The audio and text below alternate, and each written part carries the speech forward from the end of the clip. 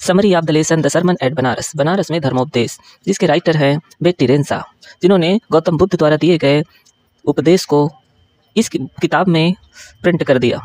गौतम बुद्ध ने उत्तरी भारत में सिद्धार्थ गौतम नामक राजकुमार के रूप में जीवन शुरू किया था। 12 वर्ष की आयु में उन्हें हिंदू धर्म के पवित्र ग्रंथों का अध्ययन करने के लिए बाहर भेज दिया गया और 4 वर्ष के बाद वह एक राजकुमारी से विवाह करने के लिए वापस घर लौटा।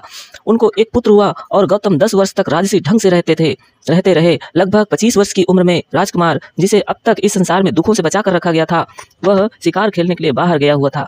उसे एक बीमार आदमी से मिलने का मौका मिला, फिर एक बूढ़े आदमी से, फिर एक अंतिम संस्कार के लिए जाते हुए शव यात्रा से और अंत में भीख मांगते हुए एक भिक्षुक से मिलना हुआ। इन दृश्यों ने उसे इतना प्रभावित कर दिया कि वह तुरंत ही उन दुखों के बारे में ज्ञान प्राप्त करने के लिए जो उन्होंने देखे थे संसार का दौरा किया। वह 7 वर्ष तक घूमते रहे और अंत में एक पीपल के पेड़ के नीचे बैठ गए। यहाँ उन्होंने उस समय तक बैठे रहने की शपथ ली जब तक कि उन्हें आध्यात्मिक ज्ञान की प्राप्ति नहीं होती। ज्ञान प्राप्त करने के 7 दिन के बाद उन्होंने उस पेड़ का नाम बोधि वृक्ष, ज्ञान का पेड़, रखा और उसने अपनी नए सिद्धांतों की शिक्षा देनी शुरू कर दिया। उस समय से उन्हें बुद्ध के नाम से जाना जाने लगा, जिसका मतलब है जागरूक और ज्ञानी। बुद्ध ने अपना पहला उपदेश बनारस शहर में दिया, जो गंगा नदी के किनारे पर सबसे पवित्र स्थल है। वह उपदेश सुरक्षित है और यहाँ पर दिया गया है। यह एक अनसमझे दुख के बारे में बुद्ध की समझदारी को प्रतिबिंबित करता है। किसा गौतमी का एक पुत्र था और वह मर गया था। अपने दुख में वह अपने मृतक बच्चे को सभी पड़ोसियों के पास ले गई। सभी ने उससे दवा पूछी, सभी से उसने दवा पूछी और लोगों ने कहा वह अपना होश गंवा बैठी है, उसका बेटा इस संसार में नहीं रहा, फिर भी वह दवा के लिए इससे पूछती है। अंत में किसा गौतमी एक व्यक्ति से मिली जिसने उसकी प्रार्थना का जवाब दिया। उसने कहा, मैं तुम्हें तुम्हारे बच्चे के लिए दवाई तो नहीं दे सकता, परंतु मैं एक ऐसे डॉक्टर को जानता हूँ जो दवाई दे सकता है। और लड़की ने कहा, श्रीमान जी, मेरी आपसे प्रार्थना है कि मुझे यह बताएं कि वह कौन है। और इस आदमी ने जवाब दिया, वह व्यक्ति जो तुम्हारे बच्चे को दवा दे सकता है वह है शाक्य मुनि, बुद्ध के पास जाओ। किसा गौतमी बुद्ध के पास गई और चिल्लाई, भगवान स्वामी, मुझे वह दवा दो जो मेरे बेटे को ठीक कर दे।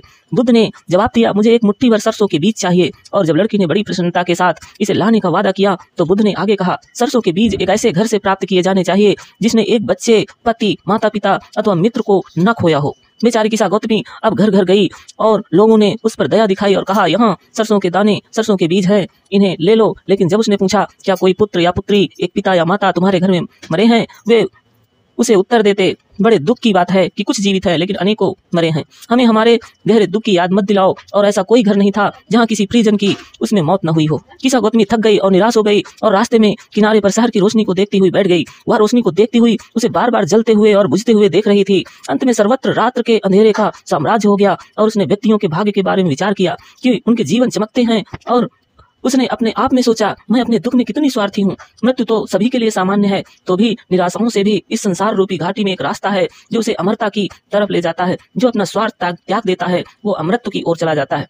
बुद्ध ने कहा, इस संसार में नश्वरों का जीवन दुखों से भरा हुआ, क्षणिक पीड़ा से पूर्ण है, क्योंकि ऐसा कोई साधन नहीं है जिसके द्वारा जो पैदा हुआ है वह मृत्यु से बच सके। बुढ़ापा आने के बाद मौत आती है। सभी सजीव प्राणियों का स्वभाव यही है। जिस प्रकार पके हुए फलों का गिरने का खतरा होता है, उसी प्रकार जब जीव पैदा होते हैं तो उनको मृत्यु का खतरा होता है। जिस प्रकार सभी मिट्टी के बर्तन का जो तुम्हारे अर्थात कुम्हार द्वारा बनाए जाते हैं अंत में टूट जाते हैं, उसी प्रकार जीवन होता है। युवा एवं प्रौढ़ वे दोनों मूर्ख है और जो बुद्धिमान है सभी मृत्यु के सामने टूट जाते हैं, सभी मौत के अधीन हैं।